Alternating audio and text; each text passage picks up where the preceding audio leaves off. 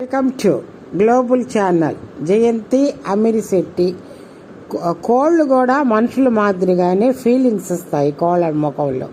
వాటి ముఖంలో తేడా కనిపిస్తుంది. సాధారణంగా మనుషులకు బాధ కలిగినప్పుడు ముఖం ఎర్రగా కనిపిస్తుంది. ఈ విషయం మనకు తెలుసు, కానీ కోళ్ళల్లో కూడా భావోద్వేగాలు ఉంటాయట.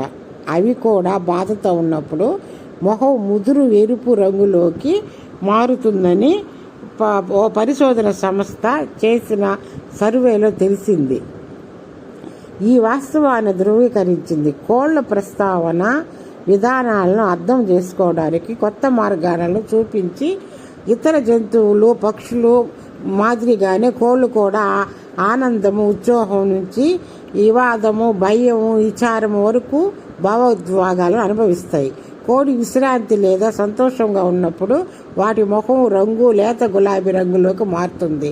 కోళ్ళు ఫీలింగ్ అనుగుణముగా కలిగే రక్త ప్రసరణ కారణముగా ఇవి రంగులు మారుతాయట. వాటి ముఖం చుట్టూ ఉన్న చర్మం చాలా సున్నితముగా ఉంటుంది. ఈ మార్పును చాలా స్పష్టంగా కనిపిస్తాయి.